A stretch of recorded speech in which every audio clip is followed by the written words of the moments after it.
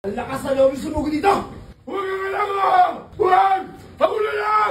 Hello mga kabatang Quiapo, ito po si Rosana Roses, ang inyong celebrity reporter today. At nandito po tayo sa set ng FPJ's Batang Quiapo para ipasilip ang mga exclusive behind the scenes ng CCM Production.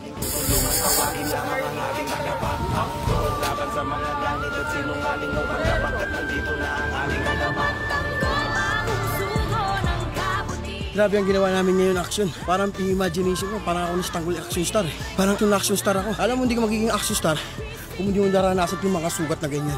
Tignan mo, oh. Kaya magandang experience namin to. At dahil dyan, natuturuan kami ng pang-action talaga. Kaya maraming salamat kay Direk Coco.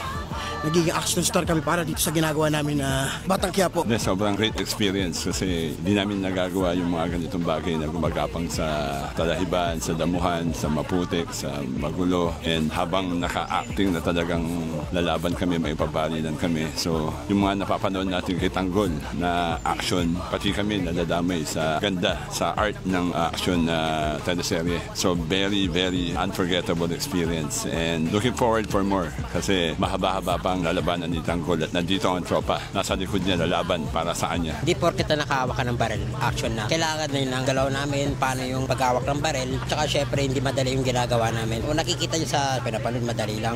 Pero ito yung ginagawa namin, hindi madali. Pero binibigay namin ito para sa inyo.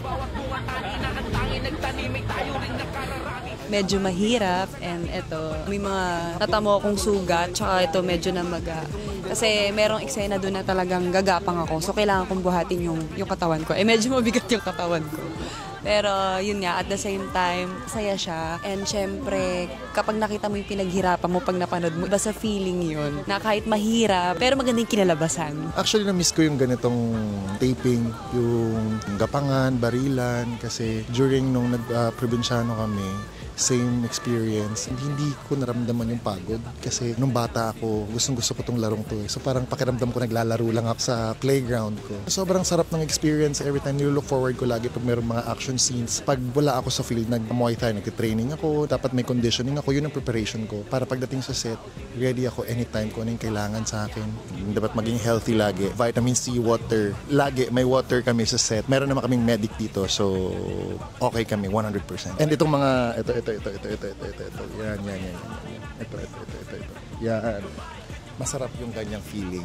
So wala na kaming retouch dito. Kung ano yung unang makeup namin, pawis, tuloy-tuloy na yun. So marami kaming kaliwat kanan ng mga action. Mahirap palang ginagawa ni Tanggol. Dugo at pawis ang pinupunan ni Tanggol para mapaganda lang tong palabas natin. Basta abangan nila ang mga matitindi pang aksyon. And pataas yung mga eksena, especially yung mga action scenes and yung kwento, palalim ng palalim, and mahuhook ka talaga at hindi mo mamibitawan kahit maghugas ka ng pinggan, isa-stop mo at papanoorin mo yung Batang Quiapo hanggang matapos kasi ayaw mo siyang bitawan. Malakas kami dahil sa inyo. Mga kapamilya, maraming salamat sa suporta nyo sa Batang Quiapo.